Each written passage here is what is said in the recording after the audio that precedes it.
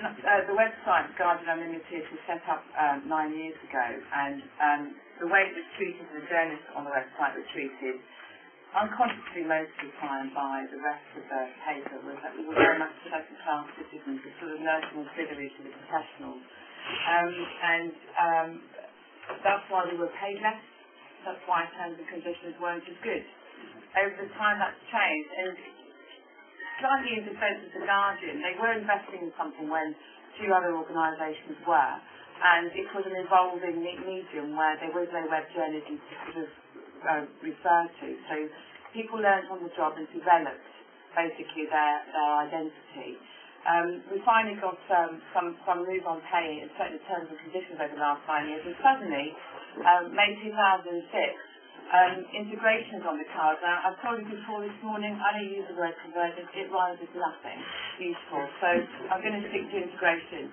But last May, we had 4 days warning that we were going web first, which is an interesting term because, of course, those of us on the website where I work had been doing web first since the inception of the website. But the whole message of that is when the page goes web first, then we're talking serious. So we went web first with 2 desks, Foreign and City, partly because Murdoch, we had was going to move on that. And all it meant was that the journalists on the paper were filing their copy for the website rather than for the paper the next day. Which is what the journalists on the website do anyway. I file a story today about Tony Blair, my colleague Patrick Wintle tomorrow tells you about Tony Blair in the paper. But it was a slight integration move, and we complained about the lack of notice, but we could understand Alan Rustiger, who has a very broad vision. I mean, he wants the union to have a broad picture, but the poor lad, he really isn't very good on detail, which is a real problem for us. So, you know, we started then doing podcasting, and we got training. We were sent on a training course for a day. For those of us who have voices for print, we really needed that to know how to, deal with that, because it's something that we weren't remotely sort of familiar with. So we got some training straight off, and we started podcasting. And the podcast on the Guardian is really built up. The media weekly show is very popular. The news show is very popular. And it all got kicked off with, what's his name? Ricky Gervais. It was a sort of very big hit. So that's how we launched it. We launched it with a celebrity, something funny, and then we did our own brand stuff. And it's working out well, though when we ask about the number of uploaders or downloaders, we don't get much information from management. But we know that media news are very popular, so that's working. Vidcasting is next on the list. We have photographers Dan Chung, Martin Argles, who have been with the Guardian for years, certainly Martin Argles, and they basically pioneering use of photography on the website medium. So it's Dan particularly is doing their 3D sort of stuff in the most interesting of environments. We're getting picture slideshows, as I know Paula does as well on the BBC, where you have a snapper who will do you sort of a montage of photographs that fade in and out whilst I'll do a podcast with say Link Cam or Daily Camera or whatever to go underneath. So it's a kind of little show. That's working too. We enjoy doing it as well. But it takes more time. That's the thing. It takes more time. Well, now you're on the BBC. Yes, the problem. No, but that's where I'm going to be positive. As I say, the thing about the positive is the fact that we need some other positive things to happen to make this a positive picture, which isn't happening at the moment. And we're not convinced that Alan is going to make happen. We don't think it's going to cut the number of staff. We're just not convinced it's going to increase the number of staff, and that's the problem for us. So, vidcasting is next. We're getting new vidcast teams coming in. We don't know if I'm going to be going out with the camera and getting some basic lessons in vidcasting, or whether some specialist people who maybe work for the BBC wanted to change the scene come to us and use a skill they already have to broadcast for the website. We don't know that yet.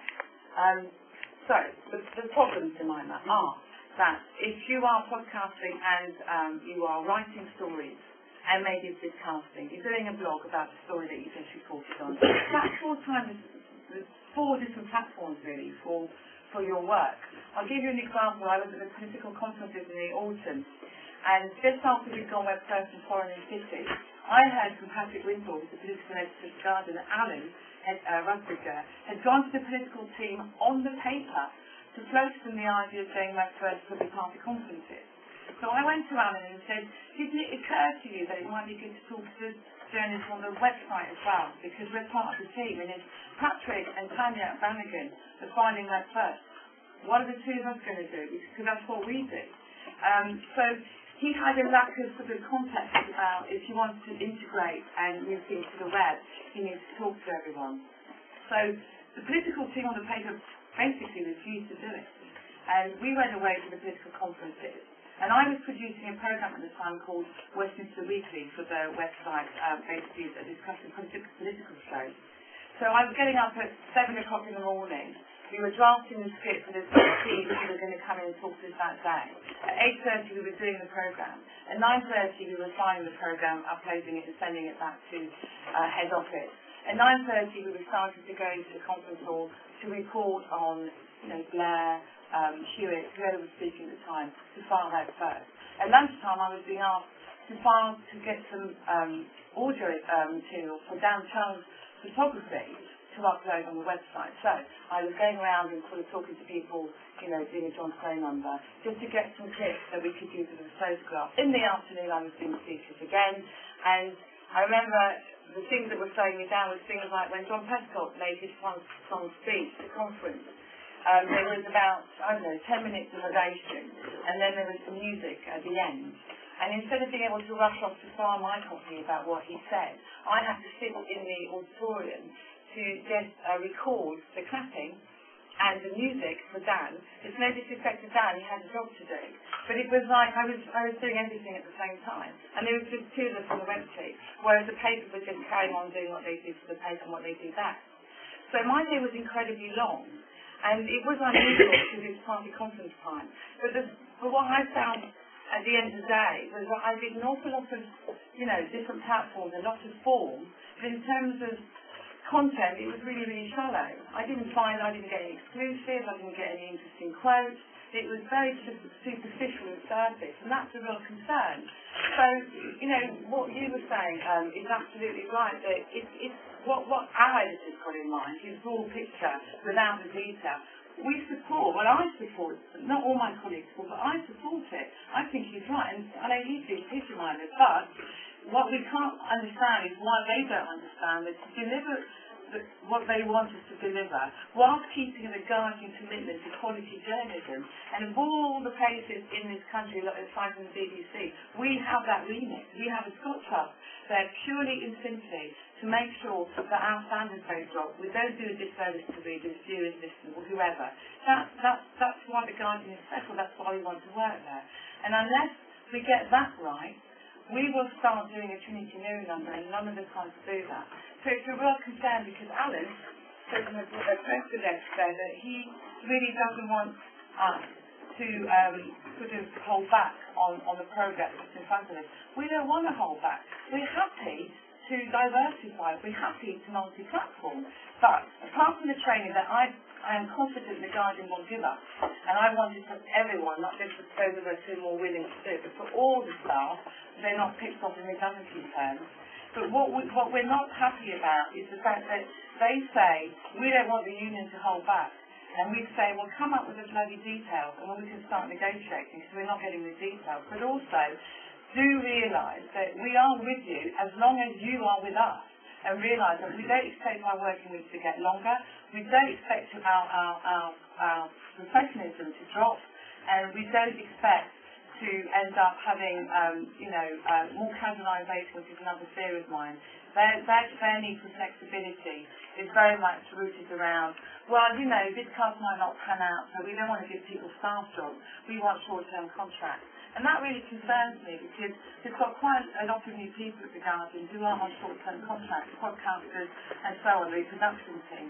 And I'm worried about that because, that's not the flexibility I've put in mind. My flexibility is, I'll do that, Alan, yes, I'll be there, as long as there's two of me, not just one of me.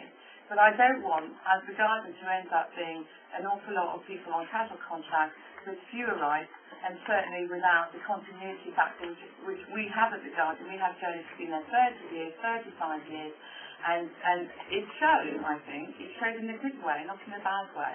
And finally, I would just like to reiterate what I said this morning. I really cannot stand. I know we can't help it, there's no way around it. It's old and unique stuff. It really troubles me because underneath it all, there's a little bit of old is bad, new is good. And if you don't sign up to that, you're not signing up to the future. I completely disagree. I have loads of colleagues at The Guardian who've been like John Carville, Michael White, 60-odd years old. They're doing the business, they're doing it all. And what they have is professional standards and the professionalism. And then underlying the new, the old, that's what we all want to strive for. And it's not about an age thing. And I think some people feel it's an old versus young dialogue or argument. And I really, really don't believe that's the case. Yeah, amen to that. Okay, that's it.